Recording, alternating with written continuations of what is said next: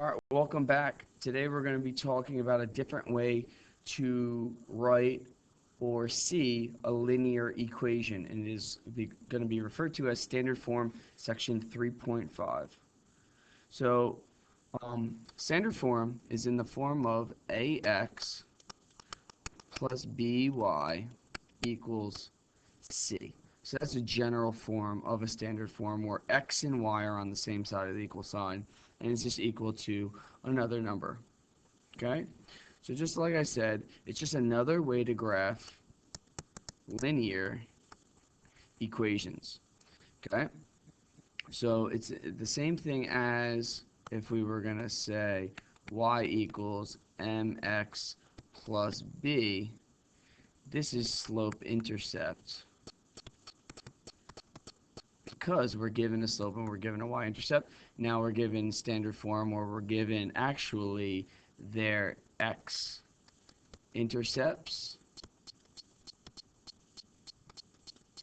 and y-intercepts. Okay, awesome. So looking at this graph, let's just identify. Okay, I want to identify the x-intercept and the y-intercept. Okay, so the x-intercept is where my line crosses the x-axis, which is that point right there. And that point right there, that ordered pair is simply -1, 0. Good. My y-intercept is where my line crosses the y-axis, which is that point right there. And that point right there is going to be 0, -2.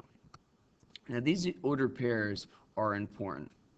These ordered pairs are important, and we'll get back to these later on in the section. All right, so now I just want to identify again. Okay, I want to identify again. So now, looking at your line, okay, looking at your line, this will be example 1 for identifying. I just want to identify the x-intercept. Now, if I just write int, that means intercept, and my y-intercept. Okay, so my x-intercept is where my line crosses the x-axis, right to left, and it's at that point right there. That point right there is 1, 2, 3, 0. Good, and my y-intercept is right there, so it's going to be 0, 1, 2, 3. So it's going to be 0, 3.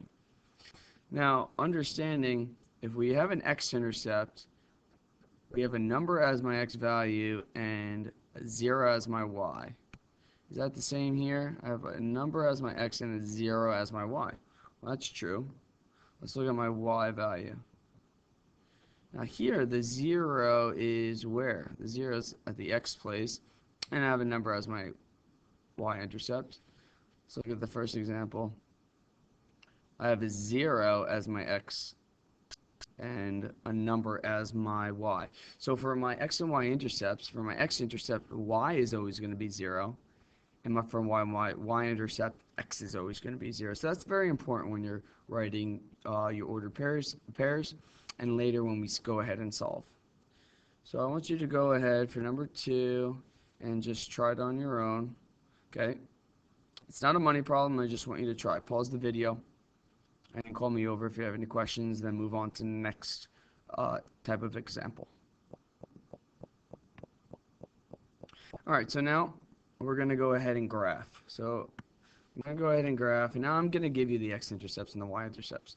So the x-intercepts, simply all I want you to do is plot the point. So this is going to be example 1 for this section. Okay? So I gave you the x-intercept is -4, 0. Well, that point is -4, 0 is right there. Good. And my y-intercept at 0, -2 is right there. Now once I have those 2 points, all I'm going to do is take a line, and you're going to go ahead and connect them. And that's simply my line. Something like that. You're going to go ahead and draw an arrow there, draw an arrow there, and that's my line. So I think graphing, when you already have the x and the y-intercept, I think is the easiest type to graph. And we learn this because when we get into application problems and solving problems, it's a little bit easier to go ahead and graph these types of problems. Okay, good. I want you to go ahead and try number 2. It's not going to be a money problem, but it's just for practice. Call me over if you have any questions, and then move on to the next type of example. All right, so this is like the real skill for this section when we go ahead and solve. So we kind of had a progression that we just went through. So all we did was identify. Then we went ahead to graph. And then we're going to go ahead and solve. Okay, so solving is the last. Can I get my E in there? Oops. So now I want to go ahead and solve. So I'm going to go ahead and refer back to the first type of example I gave you. Now I'm going to go ahead and solve. What do I know about the x-intercept? What I know about the x-intercept is that my y value is 0, right? So for my x-intercept, my y value is 0. Let me highlight that. My y value is 0. And for my y-intercept, my x value, or sorry, my x value is 0. So I'm going to use those zeros to plug in and simplify for my other value. Okay, so like I showed you, when I have my x-intercept, okay, I don't know what my x value is, but what I do know is that my y is going to be 0. Okay, and for my y-intercept, I don't know what I know what my x is, which is 0, but I don't know what my y is, and that's what I'm going to go ahead and plug in. So right now I just organized my information into a t-chart with x-intercept on one side, y-intercept on the other side. So I'm going to go ahead and solve. Now, when I go ahead and solve, I'm going to use this 0 to plug into my equation. 2x plus 3y equals 6. I can't graph it right now because I don't know what the x and y intercepts are. That's why I need to solve. So what you're going to do, you're going to take this 0 and plug it in for y. So simply all you're going to have is 2x plus 3 times 0 equals 6. All right, all I did was plug it in. Now all you're going to do is simplify and solve for x. So 3 times 0 is 0, right? Bring down what I didn't use. So now I just have 2x plus 0, which is just 2x equals 6.